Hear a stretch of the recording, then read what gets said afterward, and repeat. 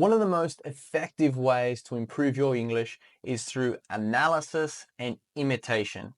In today's class, we're going to be looking at the language the CFO of GM uses to describe how her company performed. So we're going to look at it through two perspectives. The first one is the structure she uses. So she uses a pyramid principle where we get complex information and present it in a very simple way. And secondly, language. So what are the words, phrases, expressions she's using to get her point across? We're going to watch a video together and we're going to analyze all those details. Hi, my name is Chris. I was a finance manager for many years, but now I'm an English teacher. So if English is your second language and you work in the area of finance, please subscribe to this channel because each week I'm going to be releasing content to help you improve your English in the area of finance. So let's look at the structure she uses. Generally, CEOs and CFOs, they tend to follow a similar structure when they're explaining how their company performed. So the pyramid principle, it's not something I invented, it's been around for a while.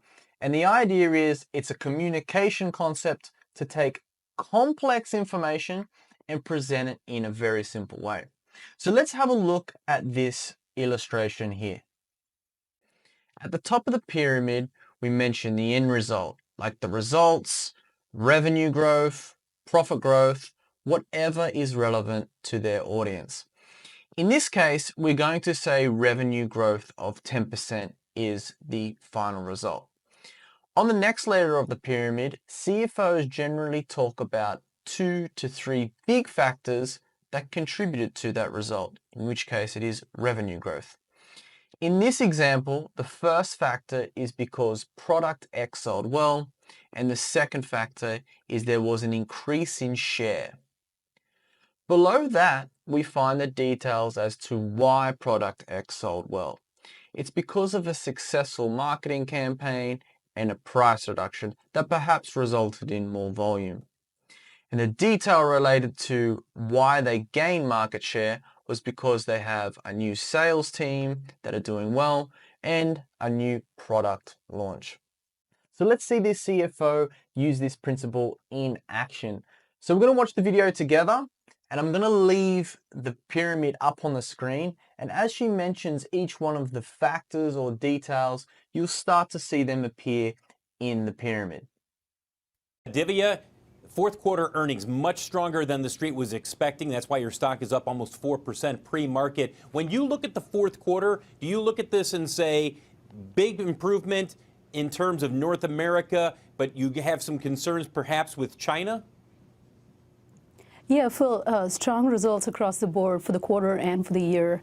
And this was despite the challenges we faced from a commodity and FX perspective. Strength in North America, as you talked about. We still posted $2 billion of equity income in China for the year. And we had strength in GM Financial as well. And if you look at these different segments, I would say that North America was helped by our truck launch and the continued strength in our crossovers, as well as a laser focus on costs. And in China, our execution continues to be strong in a volatile environment. And in the fourth quarter, we were impacted more by our launch costs as well. We had $100 million of impact from our all new launches of vehicles coming up in 2019 that also impacted our results. But all of this points to the earnings resiliency of the company and the execution in a volatile environment. So here we can clearly see why their results were so good. It was due to 3 big factors. The first one was the performance of the company in the North America market, and that was because of the success of the launch of their trucks and a focus on controlling their costs. The second factor as to why the results were so good was because of the Chinese market. She mentioned that they are executing well, so I'm assuming that means their strategy. And I like that she said even though they had an impact of $100 million of launch costs, which is a bad thing, their results were still good. The third factor was GM Financial. So she mentioned that that part of the business was also doing well, but she did not mention the detail behind that. So the next time you need to describe how your company performed, you can use that pyramid principle. I've also developed my own course. It's called Describing Financial Performance in English.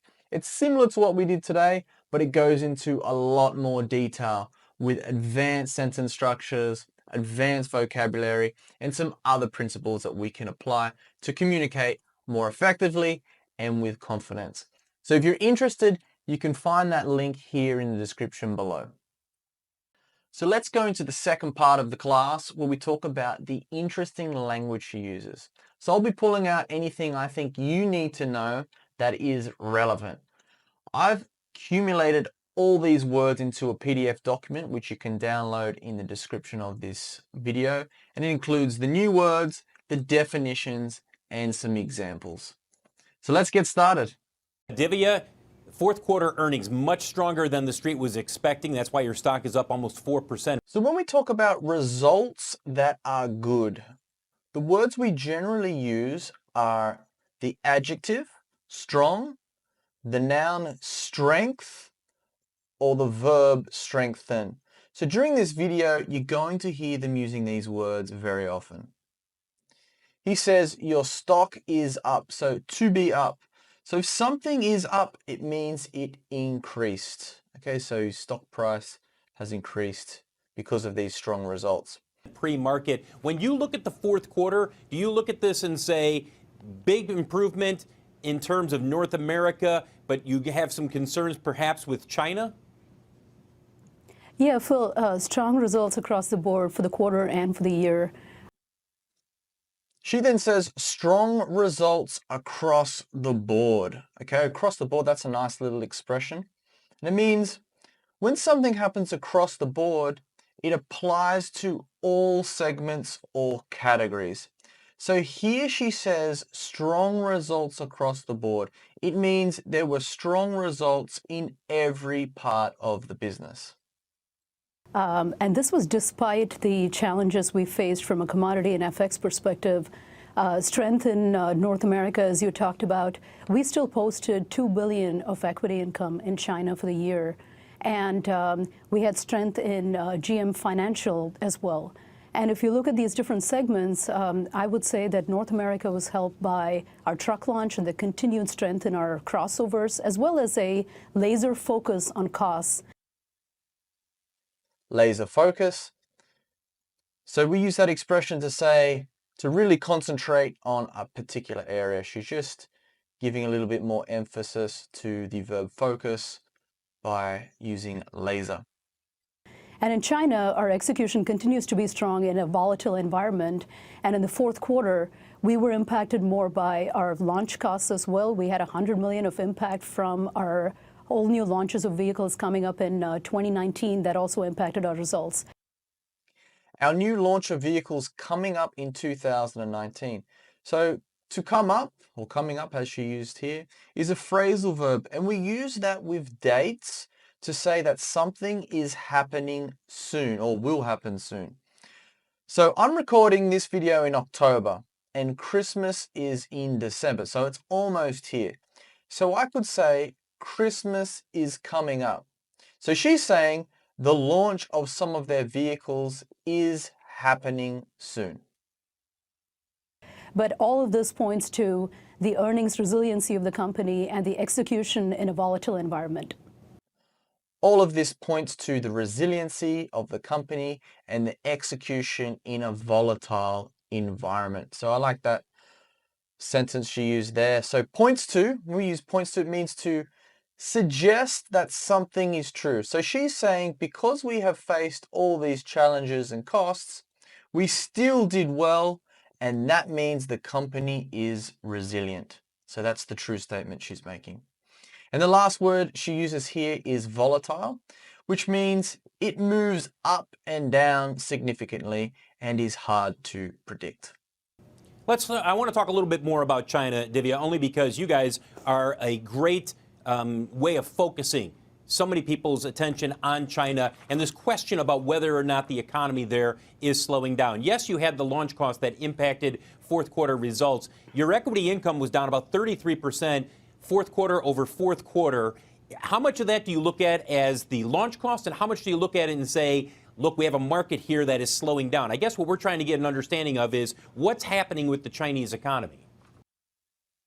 I like here he says, we want to get an understanding of what is happening in the Chinese economy. So instead of saying, I want to understand, you can say, I want to get an understanding of something.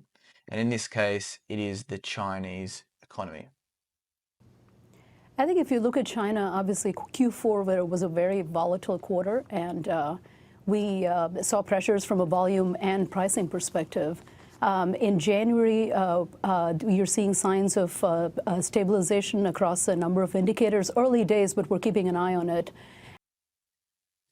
We are seeing signs of something, okay? So we are starting to see or notice something. So you can use that expression too. We are seeing signs of something. We are keeping an eye on. So when you're keeping an eye on something, it means you're looking at something or monitoring something very closely. And there's also talk of stimulus that we're keeping an eye on. And if you look at our execution within that, we're constructive about the fact that we are in a very unique position in China. We have 20 years of market leadership. Our brands are very strong. And we have excellent launches coming up across all of our brands.